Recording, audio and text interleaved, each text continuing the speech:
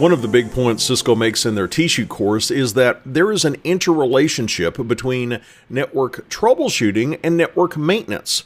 Troubleshooting is responding to something that's broken, while maintenance is an ongoing task, something that we do routinely. But there's a lot of similarities. For one thing, we're going to use a common set of tools for both maintenance and for troubleshooting. And in this video, we want to take a look at some common network maintenance tasks and some common network maintenance models that some companies follow. And when I've asked people what they consider to be a common network maintenance task, I get answers like these. One of the big ones is moves, adds, and changes, or we call that MAX for short. We're moving a device, we're adding a new device, we're updating or we're changing something on a device. And if a device fails, we might need to swap out that failed device. Something that's part of network maintenance that we need to use oftentimes when we're troubleshooting is backing up our data. Let's make sure that backups are occurring, and let's periodically check those backups. Sometimes it's easy to get a false sense of assurance. You set up your backups once, maybe a couple of years ago. Have you checked lately to make sure that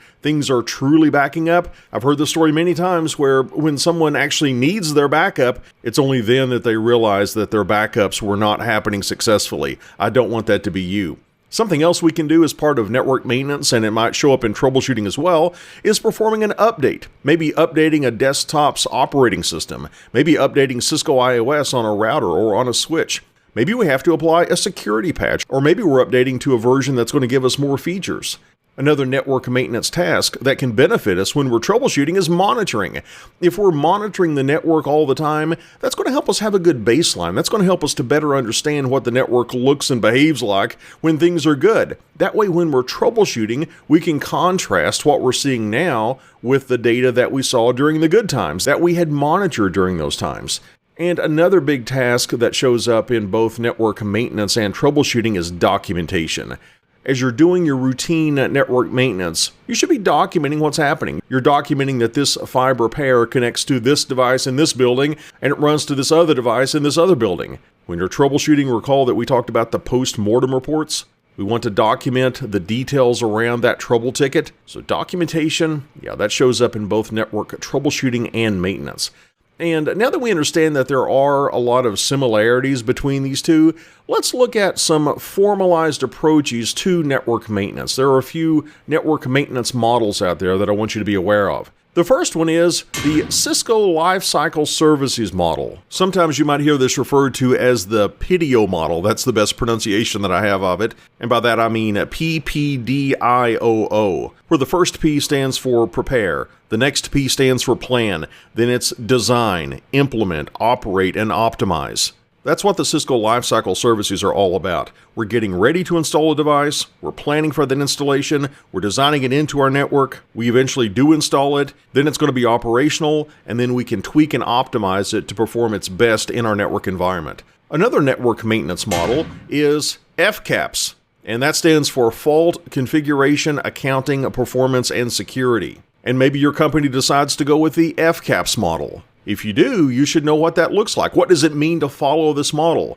Well, take the C in FCAPS as an example. The C stands for Configuration Management. You would want to establish some procedures within your company for what it means to do configuration management.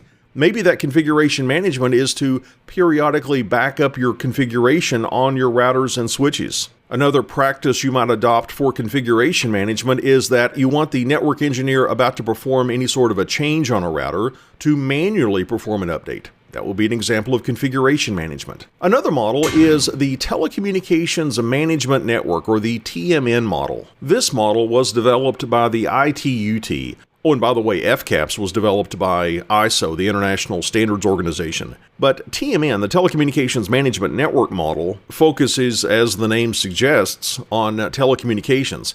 In fact, it's largely a variant of FCAPS focused on telecommunications.